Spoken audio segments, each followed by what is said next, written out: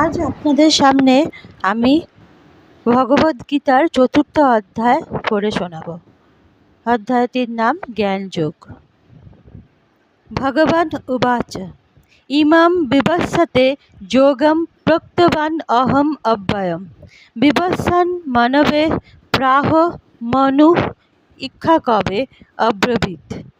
এর অর্থ হলো, ভগবান বললেন, আমি পূর্বে সূর্যদেব বিবস্বানকে এই অব্যয় নিষ্কাম কর্মসাধ্য জ্ঞান যোগ বলেছিলাম।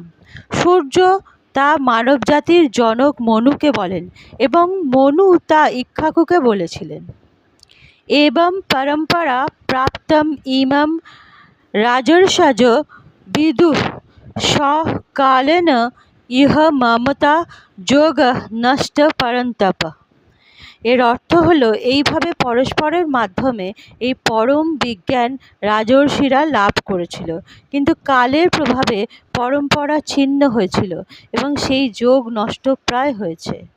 স এব অয়ম ময়া তে অদ্য যোগ প্রোক্ত পুরাতন ভক্ত অসি মে সখ্য ইতি রহস্যাম হি এতৎ উত্তমাম। এর অর্থ হলো, সেই সনাতন যোগ আজ তোমাকে বললাম, কারণ তুমি আমার ভক্ত ও সখা, তাই তুমি এই বিজ্ঞানের অতি গূঢ় রহস্য হৃদয়ঙ্গম করতে পারবে। অর্জুন উবাচ অপরম ভবতঃ জন্ম পরম জন্ম বিবস্বতঃ কথম এতৎ বিজানীয়ম তম আদৌ প্রোক্তবান ইতি। এর অর্থ হলো, অর্জুন বললেন, সূর্যদেব বিবস্বানের জন্ম হয়েছিল আপনার জন্মের অনেক পূর্বে। আপনি সৃষ্টির প্রারম্ভে তাকে এই জ্ঞান উপদেশ করেছিলেন, তা আমি কি করে জানব? ভগবান উবাচ বহুনি মে ব্যতীতানি জন্মানি তব অর্জুন তানি অহম বেদ সর্বাণি ন তম বেথু পরন্তপ। এর অর্থ হলো, ভগবান বললেন, হে পরন্তপ অর্জুন, আমার এবং তোমার বহু জন্ম অতীত হয়েছে। আমি সে সমস্ত জন্মের কথা মনে করতে পারি, তুমি তা পারো না। অজ অপি সন অব্যয় আত্মা ভূতানাম ঈশ্বর অপি সন প্রকৃতিম সাম অধিষ্ঠায় সম্ভবামি আত্মমায়য়া। এর অর্থ হলো, যদিও আমি জন্মরহিত, আমার চিন্ময় দেহ অব্যয় এবং যদিও আমি সর্বভূতের ঈশ্বর, তবুও আমার অন্তরঙ্গা শক্তিকে আশ্রয় করে আমি স্বীয় মায়ার দ্বারা আমার আদি চিন্ময় রূপে যুগে যুগে অবতীর্ণ হই।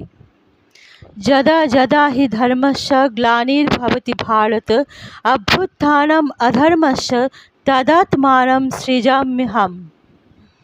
এর অর্থ হলো, হে ভরত, যখনই ধর্মের অধঃপতন হয় এবং অধর্মের অভ্যুত্থান হয়, তখনই আমি নিজেকে প্রকাশ করে অবতীর্ণ হই। পরিত্রাণায় সাধূনাং বিনাশায় চ দুষ্কৃতম ধর্ম সংস্থাপনায় সম্ভবামি যুগে যুগে। এর অর্থ হলো, সাধুদের পরিত্রাণ করার জন্য এবং দুষ্কৃতকারীদের বিনাশ করার জন্য এবং ধর্ম সংস্থাপনের জন্য আমি যুগে যুগে অবতীর্ণ হই। জন্ম কর্ম চ মে দিব্যম এবং য বৃত্তি তত্ততঃ ত্যক্তা দেহম পুনঃ জন্ম ন এতি মাম এতি স অর্জুন।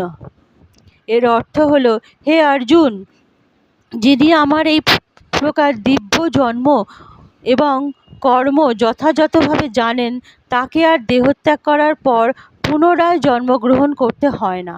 তিনি আমার নিত্য ধাম লাভ করেন।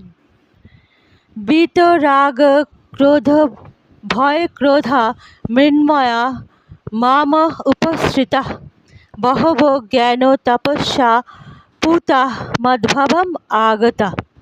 আসক্তি ভয় ক্রোধ থেকে মুক্ত হয়ে সম্পূর্ণরূপে আমাতে মগ্ন হয়ে একান্তভাবে আমার আশ্রিত হয়ে পূর্বে বহু বহু ব্যক্তি আমার জ্ঞান লাভ করে পবিত্র হয়েছে। সেই এবং সেইভাবে সকলেই আমার প্রীতি লাভ করিয়াছে।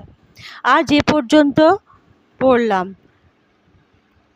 পরবর্তী অংশটি আমি পরের পর্বে আপনাদের পড়ে শোনাব।